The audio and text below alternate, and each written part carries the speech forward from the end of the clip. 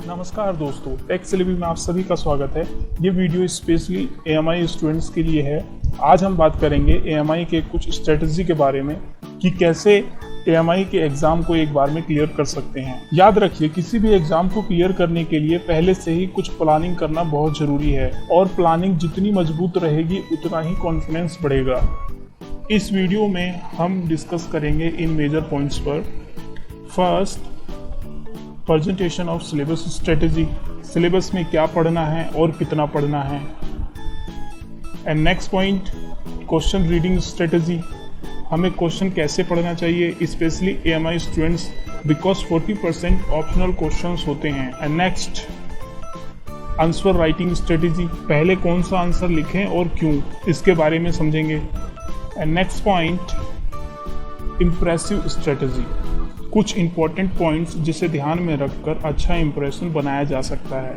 And finally, time management is very important. इन चारों को ध्यान में रखते हुए हमें टाइम मैनेजमेंट का भी ध्यान रखना है।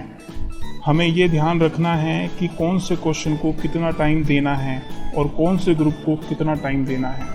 तो चलिए एक एक करके डिटेल में समझते हैं। रिक्वेस्ट ये है कि इस वीडियो को एंड तक देखें।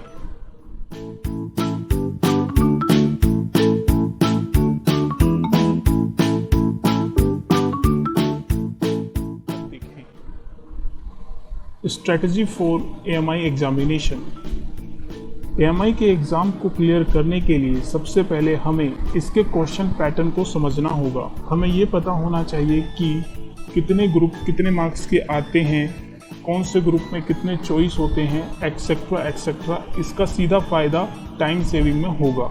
AMI के क्वेश्चन पेपर पैटर्न को अच्छे से पूरे डिटेल में एक वीडियो में समझाया गया है, जिसका लिंक आपको डिस्क्रिप्शन बॉक्स में मिल जाएगा।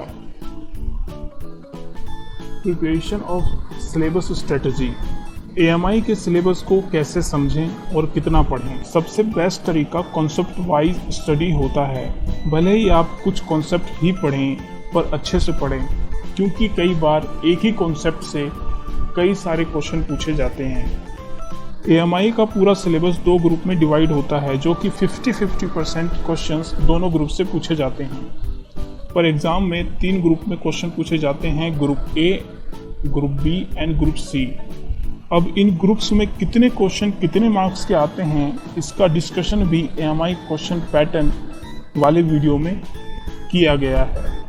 अब आपको एक एग्जाम्पल से बताना चाहूँगा कि क्या और कितना और कैसे सिलेबस समझना है। जैसे मैं एग्जाम्पल MSc का लेता हूँ। इसमें ग्रुप A में 5 चैप्टर हैं, ग्रुप B में भी 5 चैप्टर हैं। आपको पूरा नहीं पढ़ना है। देखो, क्या पढ़ना है और कितना पढ़ना है, इसका आइडिया आपको प्रीवियस क्वेश्चन पेपर के पैटर्न से ही पता चलेगा। उसी से आप आइडिया लगा पाएंगे कि कौन से चैप्टर को पहले पढ़ें, कौन से चैप्टर को सेलेक्ट करें। ग्रुप A में according to me chapter 1 introduction to material, chapter 2 defects in solids, chapter 3 phase diagram, जिसके बिना मटेरियल साइंस एंड इंजीनियरिंग का क्वेश्चन बन ही नहीं सकता। सेम एज ग्रुप B में heat treatment and electronic properties बहुत इंपॉर्टेंट है। केवल इनसे भी आप अच्छे मार्क्स ला सकते हैं। आप चैप्टर कोई सा भी चूज कर सकते हैं जो आपको सबसे आसान लगता हो। बस शर्त यह है कि दोनों ग्रुप से कम 50% आपको पढ़ना है। 50% यानी अगर आपने उसमें 5 चैप्टर है तो उसमें से 3 चैप्टर या 2 चैप्टर तो आपको कंप्लीटली आना चाहिए। आप वही पढ़ के जाइए, उससे काफ़ी सारे क्वेश्चन आ जाएंगे। ऐसा इसलिए क्योंकि इसमें चॉइस ज़्यादा होते हैं। और अगर आपको समझ में नहीं आता है कि कौन सा चैप्टर पहले ले या ना ले, तो उसके लिए आपको बताया गया है, आप प्रीवियस ईयर क्वेश्चन को चेक करें। आपको वहाँ से आइडिया मिल जाएगा कि कौन सा चैप्टर ज़्यादा इम्पोर्टेंट है। आप उसी चैप्टर को पढ़ें। याद रखें, ऐसा नहीं है कि बाकी चैप्टर से क्वेश्चन नहीं पूछे जाते। क्वेश्चन मोस्टली हर चैप्टर से पूछे जाते हैं, क्योंकि AMI में चॉइस ज़्यादा होते हैं तो आप इसे स्किप कर सकते हैं। अब बात करते हैं क्वेश्चन रीडिंग स्ट्रेटेजी। अब आप कहेंगे कि ये कौन सा नया स्ट्रेटेजी है। Actually it is my personal experience for written examination. इसको समझाने से पहले आपको कुछ बताना चाहता हूँ। सबसे पहले आप अपने माइंड में फीड कर लो कि कोई भी रिटन एग्जामिनेशन में सारे क्वेश्चन अटेम्प्ट करना है, बिकॉज इसमें नेगेटिव मार्किंग नहीं होती। अगर आप ये सोचते हैं कि एक बार सारा क्वेश्चन पेपर पढ़ लो फिर जो अच्छे से आता है उसे पहले करो, तो ऐसा करने से कुछ कंफ्यूजन हो सकता है, क्योंकि एग्ज़ाम टाइम में हमारा माइंड बहुत एक्टिव होता है। आप जो भी क्वेश्चन पढ़ते हैं उसके साथ ही साथ आपका माइंड उसका आंसर सोचने लगता है। अगर आप एक बार में सारे क्वेश्चन पढ़ते हैं तो उसके आंसर भी कॉन्सिक्वेंसली आपके दिमाग में आएंगे। जब आप किसी क्वेश्चन का आंसर लिख रहे होंगे तभी आपके माइंड में किसी दूसरे क्वेश्चन का आंसर भी आना शुरू हो जाएगा। उसको जैसे जैसे आंसर मिलेगा आपको माइंड में फीड करता जाएगा, तो आप कंसंट्रेटेड होकर आंसर नहीं कर पाएंगे। इसीलिए जब सारे क्वेश्चन, तो इसीलिए रीडिंग सीक्वेंस हमें पता होना चाहिए कि हमें कैसे पढ़ना है।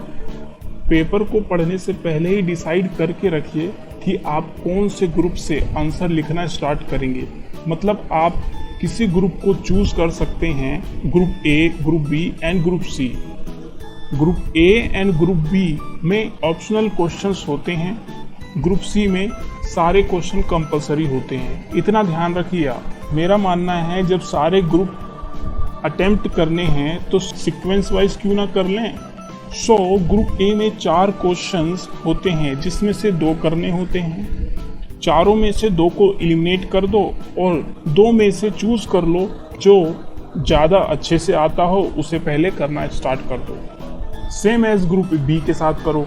और ग्रुप सी में तो कोई ऑप्शनल क्वेश्चन नहीं होते, इसे भी सीक्वेंस वाइज पढ़ो। आंसर आता है लिखो, नहीं आता है तो नेक्स्ट करो। जब आपके हिसाब से जो आता था वो हो जाए फिर एक बार चेक करें क्या आप किसी क्वेश्चंस के आंसर को बना के लिख सकते हो। अगर लिख सकते हो तो लिखो, नहीं तो छोड़ दो। हमें कोशिश करना है कि group A and group B 1-1 घंटे में कंप्लीट हो जाए ताकि लास्ट में रीचेक करने का टाइम मिल जाए। नेक्स्ट पार्ट इसका जल्दी आने वाला है। Thanks for watching till the end.